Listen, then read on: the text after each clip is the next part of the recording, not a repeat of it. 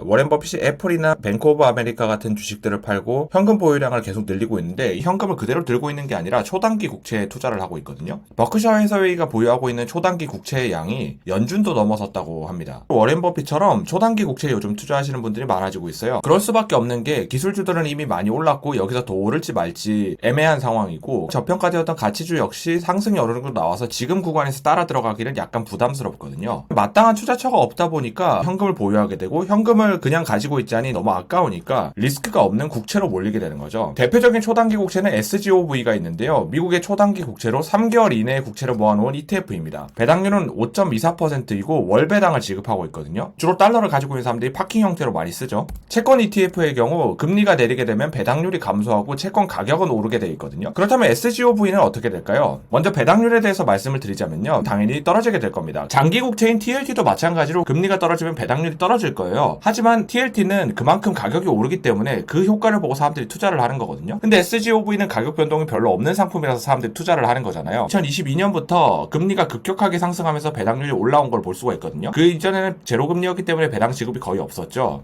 주가 차트를 보시면은 금리가 상승한 이후부터 주가 변동이 크게 일어나고 있고 그 이전에는 거의 변동이 없는 모습을 볼 수가 있습니다. 굉장히 큰 폭으로 주가가 변한 것 같지만 사실 5.24%의 배당을 월로 지급하면은 0.44% 정도가 되거든요. 배당을 한번 지급할 때마다 배당락이 0.4% 정도 발생을 하기 때문에 이런 기형적인 차트의 모습이 나타나는 거예요. 실제로 금리가 내리기 전에는 배당률을 거의 지급하지 않았기 때문에 변동이 거의 없는 모습을 볼 수가 있었죠. 즉 배당을 적게 주는 만큼 배당률 자체도 낮았다는 거예요. 여기서 여기까지의 가격 차이가 엄청나게 커 보이지만 사실은 0.7%밖에 되지 않습니다. 금리가 내려가게 되면 국채의 배당률이 떨어지게 될 것이고 주가 상승으로 인해서 얻는 시세 차익이나 손실은 거의 없다고 보셔도 될 거예요. 다만 배당락이나 주식 거래 수수료율을 생각했을 때 최소 SGOV를 3달 정도 이상은 보유를 하셔야 본전 이상의 수익을 낼 수가 있었거든요. 하지만 금리가 떨어지면은 배당률이 더 떨어지기 때문에 배당락이 적어져도 수수료율은 그대로일 테니까 파킹 개념으로서의 메리트는 조금 줄어들게 될 겁니다. 그래서 큰 리스크도 없지만 큰 이득도 없고 금리가 내려가게 되면은 배당률이 더 떨어지게 될 거니까 매력도는 더 떨어지게 될 것이다라고 이해를 하시면 될 것 같습니다.